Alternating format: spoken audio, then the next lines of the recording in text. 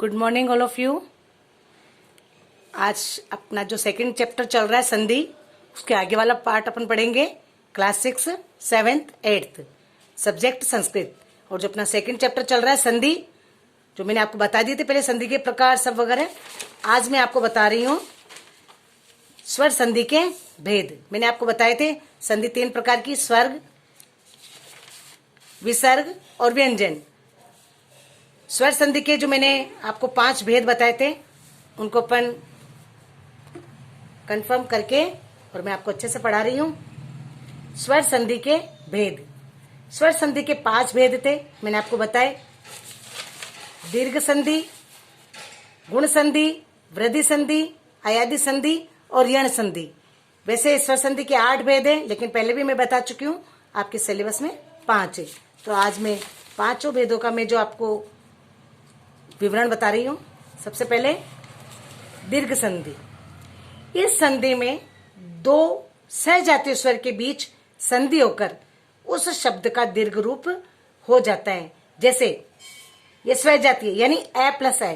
स्वजातीय का मतलब क्या कहना चाह रहे हैं? ये ए प्लस है यानी ए प्लस ए मिलकर आ बन जाता है और ए प्लस आ बनकर आ हो जाता है। यहां पर भी आप देखिए ये स्वजातीय आ गए, आ प्लस आ ए प्लस है आ। तो जो स्वजातीय स्वर है, जैसे ए प्लस है आ और ए प्लस आ, ये चीज स्वजातीय वर्ण संधि होकर जो मिलते हैं उसे दीर्घ संधि कहते हैं। और इसका एक उदाहरण मैं आपको दे रही हूं, जैसे परम प्लस आत्मा। तो ये देखिए पैर मैं के बाद किसका उच्चारण हो रहा है? ए का। और आगे क्या आ रहा है? आत्मा। तो ए प्लस आ परमात्मा। ठीक है। दूसरा आपको उदाहरण देना चाह रही हूं मैं, ज्ञान प्लस अभाव, ज्ञानाभाव। ये देखिए ज्ञान न के बाद उच्चारण हो रहा है ए का और ए हो रहा है, तो ए प्लस ए आ, तो ज्ञान ए भाव है। तो यहां बोलने पे क्या आएगा? ज्ञानाभाव यानी ए प्लस ए आ। यहां तक आपको दीर्घ संधि समझ में आ गई होगी। दूसरी संधि आपकी आती है गुण संधि। इस संधि में ए या आ के बाद छोटी या बड़ी आती हैं, उन चारों वर्ण स्वरों का क्या बन जाता है? ए हो जाता है। वापस ध्यान से देखिए, इस संधि में ए या आ या ई आते हैं तो ए हो जाता है, और अगर ऊ या ऊ आए तो ओ हो जाता है। एक बार वापस बता देती हूं, अगर आपका जो वर्ण है ए या आ या ई, जैसे ए आ छोटी बड़ी, अगर आपके वर्ण आते हैं तो उसके स्थान पर आपका ए हो जाता है, एडी वाला ए। और अगर ऊ, छोटा ऊ या बड़ा ऊ, ये आए दोनों वर्ण, तो उस स्थान पर आओ यानी ओ से औरत, ये हो जाता है। इसका भी मैं उदाहरण आपको देना चाह रही हूं, जैसे देवेंद्र। इसमें देखिए देवेंद्र ए प्लस आ ई, मैंने आपको पहले बता दिया इन चारों वर्ण आने पर ए हो जाएगा। तो कैसे होगा? जैसे देखिए देव ए, इंद्र ई। अब ए और ई आने पर, यहां लिखा हुआ है देखो, ए और ई आने पर क्या बन रहा है? ए। तो देवेंद्र ए प्लस ई, दोनों से क्या बन गया? ए। ये किस संधि में हो रहा है? गुण संधि में। तो देवेंद्र देव ए की मात्रा आ गई, इंद्र देवेंद्र। अच्छे से समझ में आ रहा होगा। जिस बच्चों को लगता है कि मैम अभी तक भी आपका पढ़ाया हुआ मुझे इस संधि का समझ में नहीं आया, तो आप नोट कर लीजिए, जब भी स्कूल खुलेंगे आप मुझसे पूछ सकते हैं। तीसरी संधि आपकी आती है वृद्धि संधि। अब इसमें भी कुछ जो भी मैं आपको संधियां पढ़ा रही हूं, चाहे आपकी वो दीर्घ संधि हो, चाहे यण संधि हो, वृद्धि संधि हो या गुण संधि हो, इनके जो भी रूल हैं उस रूल के अकॉर्डिंग अगर पढ़ेंगे अपन तो आपको सारी संधियां इजी लगेगी। अब जो आपकी वृद्धि संधि में जो रूल हैं वो देखिए, यदि ए या आ के बाद ए और ए आते हैं तो ए और ओ बन जाता है। वापस ध्यान से देखिए कि यदि जिस तरह से गुण संधि में बता रहे थे कि ए आ ई आने पर ए हो जाते हैं, उसी प्रकार इसमें ए या आ, इसके बाद में क्या बन रहा है? ए या आ और ए और आई, तो इसमें बाद में क्या बन रहा है? उसमें तो आ रहा था ए एडी का, ए एडी का, और इसमें आ रहा है ए एनक का। और ओ से औरत, ओ होने पर औ से औरत बन जाता है। देखिए यहाँ ओ होने पर औ बन जाता है। ठीक है। अब इसका भी एक उदाहरण देखिए, एक है प्लस एक है, एक एक, ये देखिए बड़े एक ए डी ए से एनक की मात्रा आ गई यहाँ पर एक एक में। अब एक है ये भी ए से एडी है, एक है ये भी ए से एडी है, लेकिन रूल में क्या है कि ए प्लस ए होने पर ए हो जाता है, यानी ऐसे एनक हो जाता है। तो एक प्लस एक एक एक, ये ए कै के बाद कौन सा उच्चारण आ रहा है? ए, एक है, ए का उच्चारण आ रहा है, तो ए प्लस ए होने पर ए से एनक हो गया।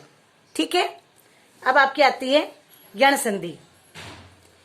3 संधियां हो गई आपकी, दीर्घ संधि, गुण संधि, वृद्धि संधि, और अब आपकी चौथी आती है यण संधि।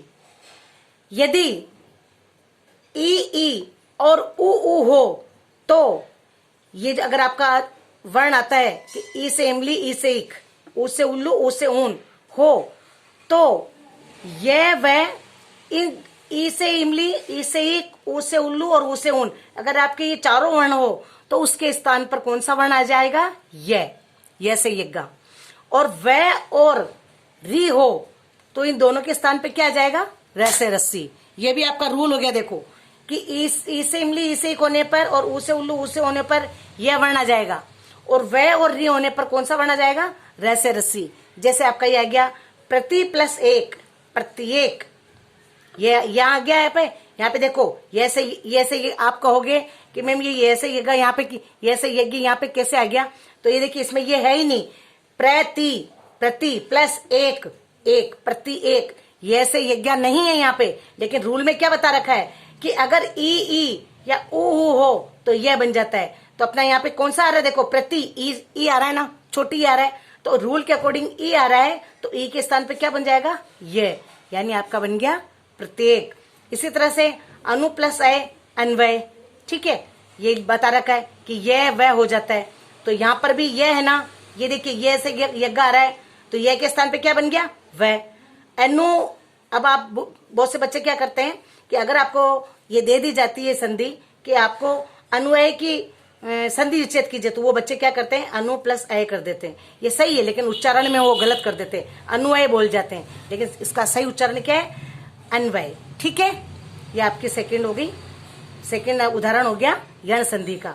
यहाँ पर एक आपका क्वेश्चन बना सकते हो आप कि गुण संधि या वृद्धि संधि में अंतर स्पष्ट कीजिए, या वृद्धि संधि और यण संधि में अंतर स्पष्ट कीजिए। ठीक है, अब 5वीं आपकी आती है अयादी संधि।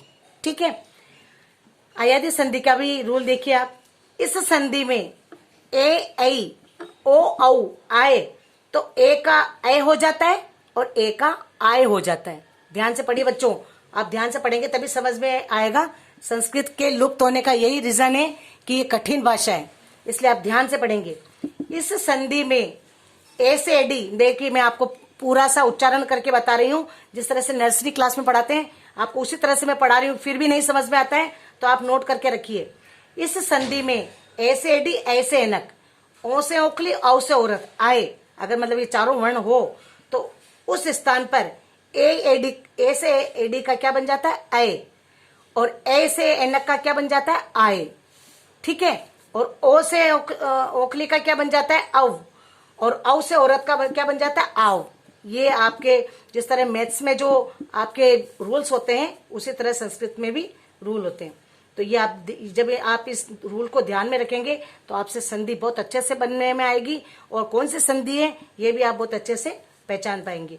जैसे अब मैं आपको एक उदाहरण बताती हूँ कि ने प्लस अन, नयन, ने प्लस अन, नयन। अब ये देखिए ए, न के ऊपर किसकी मात्रा है? ए, और एन में किसका उच्चारण हो रहा है? ए का। तो यहां देखिए क्या लिख रहे हैं कि ए और ए होने पर क्या बन रहा है? ऐ, ऐ, न या ने प्लस अन, नयन। ये सही संधि विच्छेद है, ने प्लस अन, नयन। इसमें क्या बन रहा है? ए प्लस ऐ, तो सही उच्चारण क्या होगा? नयन। ने प्लस अन का सही उच्चारण क्या होगा? नयन। ये आपकी पूरी 5 जो स्वर संधि के जो भेद थे वो 5 भेद हो गए। इसमें मैंने आपको बता दिया, दीर्घ संधि फर्स्ट में, दूसरों में गुण संधि, तीसरे में वृद्धि संधि, चौथे में यण संधि और 5वें में अयादी संधि। इन 5 संधियों का वर्णन मैंने बहुत अच्छे से बता दिया है। और अब आपका जो सेकंड चैप्टर होता है बेटा, वो आपका खत्म हो गया। संधि बता दिया मैंने, पूरा संधि बता दिया। संधि के बहुत सारे भेद भी हैं, जैसे इसमें 8 है, इसमें 6 है, इसमें 5 है, लेकिन आपके सिलेबस के अकॉर्डिंग मैंने आपको जितनी भी संधि थी मैंने आपको पढ़ा दी।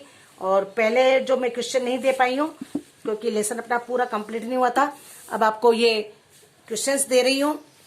ये देखिए, स्वर संधि की 5 संधियां लिखी है। फर्स्ट क्वेश्चन आपका ये है, और सारे क्वेश्चंस के आंसर आपको इसी लेसन में मिलेंगे। दूसरा आपका दिया मैंने, स्वर संधि की परिभाषा बताते हुए उनके भेद बताइए। तीसरा आपका है दीर्घ, गुण और वृद्धि, यण और अयादी, इन संधि का एक एक उदाहरण और एक एक संधि लिखिए। उदाहरण देखिए, आप थोड़ा कंफर्म कर लें कि उदाहरण कौन कौन से। जैसे ये उदाहरण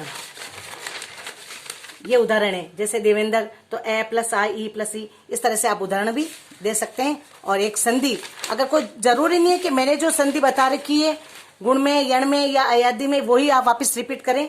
आप अपने माइंड से भी संधि बनाकर लिख सकते हैं, और अगर ऐसे में लगता है तो आप अपने पेरेंट्स की हेल्प भी ले सकते हैं। चौथा क्वेश्चन आपका आ रहा है विसर्ग संधि और व्यंजन संधि की एक एक संधि लिखिए। और पांचवा है कि संधि पूर्ण कीजिए। मैंने आपको फिलिंग द ब्लैंक्स भी क्वेश्चंस दिए हैं, तो इन फिलिंग द ब्लैंक्स को आप किस तरह से करेंगे। जैसे इति प्लस, अब ये इत्यादि की आपको संधि विच्छेद बनाना है, तो एक छोटा सा हिंट्स दे दिया मैंने, इति। अब इति प्लस के बाद क्या आता है वो आपको लिखना है यहाँ, तो इत्यादि पूरी बन जाएगी। सेकंड आपका आ रहा है इश, कपिश। अब यहाँ पे क्या आएगा, कपि आएगा, छोटी की मात्रा आएगी, क्या आएगा वो आपको देख के लिखना है, लेकिन ये मैंने आपको कपिश दे दिया।